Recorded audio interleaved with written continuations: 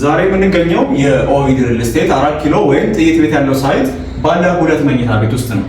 እንደምታዩት ያው ይሄን ቪዲዮ የምናዘጋጅላችሁ በእርግጥ ስፋት ጥበቱን እናንተ በአይን አይታችሁ እቃ ሲገባበት ምን ይመስላል የሚለው ነገር እንድታዩት ነው። እንደምታዩት ልክ ከዚህ ጋር ከበሩ እንደገባን የምናገኘው ዳይኒንግ ቴብላችን ነው። ከዛ ከዳይኒንግ ቴብሉ ደግሞ ቀጥሎ ምን አለ? እዚህ ጋር ሞር የሳሎናችን ቦታ ይኖራል ማለት ነው። እዚህ ጋር ሶፋችን ይኖራል። እዚህ ጋር ደግሞ የቲቪ ማስቀመጫ ቦታ ይኖረናል ማለት ነው። ያው የምትፈልጉ ከሆነ ደግሞ እናንተ ሰፋ ያለ ሳሎን የምትፈልጉ ደግሞ ከሆነ እዚህ ጋር ተለቅ ያለ ሶፋ ታስገቡና እቺ ቲቪ ማስቀመጫችሁ አለች አይደል? እሷን ደግሞ እዚህ ጋር ማረፍ ትችላላችሁ። ይሄ ማለት ደግሞ ሰፋ ያለ ሳሎን እንዲኖራችሁ ያስችላችኋል ማለት ነው። ከዛ ደግሞ ሌላኛውን ላሳያችሁ። ወደ ኪችኑ እንግባና ኪችኑ ጋር ስንመጣ እንደምታዩት ሰፋ ያለ ኪችን አለ። ያው እዚህ ጋር ከዚህኛው ጀምሬ ላሳያችሁ። እዚህ ጋር ያለችው ባዶ ቦታ እንደምታዩት እዚህ ጋር ስትመጡ ባዶ ቦታውን ታያላችሁ። እዚህ ጋር ያለችው ቦታ ለፍሪጅ የተዘጋጀች ቦታ ናት። ከዛ ደግሞ እዚህ ጋር ሌላ ክፍት ቦታ አለ።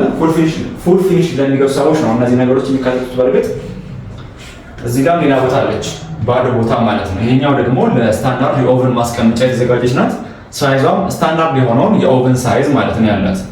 ከዛ ደግሞ እየቀጠልን እስኪ ባለ 1 መኝታ ይሄኛው ባለ 2 መኝታ ስለሆነ ሁለቱም መኝታ ቤቶች ምን ያክላሉ ምን ይመስላሉ የሚለው ነገር ደግሞ እናያለን ማለት ነው። እዚህ ጋር የምናገኘው የመጀመሪያውን ወይም ለልጆቻችሁ ማድረግ የምትችሉት መኝታ ቤት ነው። እንደምታዩት 2 አልጋ በደንብ መያዝ የሚችል ፕላስ እዚህ ጋር ደግሞ በጋራ ሊጠቀሙባቸው የሚችሉት እንደዚህ ቁም ሳጥኖች የተካተቱለት ነው። ሳይዙንም እንደምታዩት ወደዚህ ትንሽ ሰፋ ያለ ነው ወደ ውስጥ። እነዚህ ኦልሞስት ከ15 እስከ 16 ዓመት ላሉ ልጆች በደንብ ማስተናገድ የሚችል 2 አልጋም በደንብ መያዝ የሚችል ኦልሞስት ይሄን የመሰለ የመጀመሪያ መኝታ ቤት አለ ማለት ነው። ሁለተኛው መኝታ ቤት ደግሞ ላሳያችሁ ለአባወራ የሚሆነውን ማለት ነው። ይሄኛው ለአባወራ ወይም ለወላጆች የሚሆን መኝታ ቤት ሲሆን እንደምታዩት አንተ ተለቅ ያለ አልጋ መያዝ ይችላል። በተጨማሪ እዚህ ጋር የራሱ ቁም ሳጥን አለው። እንደምታዩት እነዚህ ነገሮች የሚካተቱት ያው አስምሩበትና ስሙኝ፣ እነዚህ ነገሮች የሚካተቱት ለፉል ፊኒሽ ለሚገቡ ሰዎች ናቸው።